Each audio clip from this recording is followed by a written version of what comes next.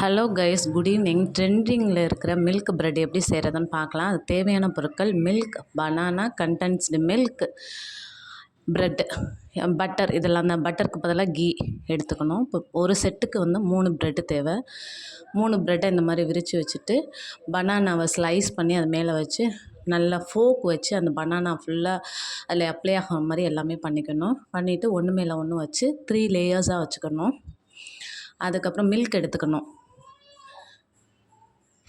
இந்த மாதிரி ஒவ்வொரு லேயராக எடுத்து ரெடி பண்ணி வச்சுக்கிட்டு தோசைக்கல்ல அடுப்பில் காய வச்சு பட்டர் அப்ளை பண்ணி, அந்த பட்டர் அப்ளை பண்ணின உடனே நம்ம ரெடி பண்ணி வச்சுருக்கிற அந்த லேயர்ஸ் ஒன்று ஒன்றா எடுத்து அதில் வச்சு அப்சைட் டவுன் எல்லாமே திருப்பி மில்க் ஊற்றணும். மில்க் ஊற்றது அந்த மில்க்லேயே அந்த வந்து ப்ரெட்டு வந்து ஊறி திருப்பி போட்டு நல்லா எடுத்து நல்லா சூடு வந்தோடனே அதை எடுத்து ஒரு பவுலுக்கு ட்ரான்ஸ்ஃபர் பண்ணிடணும். ஒரு தட்டில் இந்த மாதிரி தோசைக்கல் மேலேயே அந்த மில்க் ஊற்றணும். அந்த ப்ரெட்டு அந்த மில்க் எல்லாத்தையும் அப்சர்வ் பண்ணிடும். அந்த மாதிரி பண்ணி ஒரு தட்டில் ட்ரான்ஸ்ஃபர் பண்ணி வச்சிடணும்.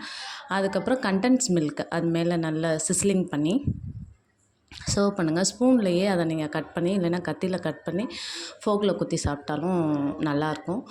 கையிலையே கொஞ்சம் பிச்சு சாப்பிட்டாலும் நல்லாயிருக்கும். அதை ட்ரை பண்ணுங்கள். இப்போ ட்ரெண்டிங்கில் இது போயிட்டுருக்கு. மார்னிங் பிரேக்ஃபாஸ்ட்டாக இதை பண்ணலாம். கிட்ஸுக்கு ரொம்ப நல்லது. என்ன பனானா வேணாலும் நீங்கள் எடுத்துக்கலாம். நேந்திரம் பழம், செவ்வாழைப்பழம், ஏதாவது. கண்டென்ஸ் மில்க் இல்லாமல் கூட இது ரொம்ப டேஸ்ட்டாக இருந்துச்சு. ட்ரை பண்ணுங்கள் கைஸ். தேங்க்யூ. Please subscribe.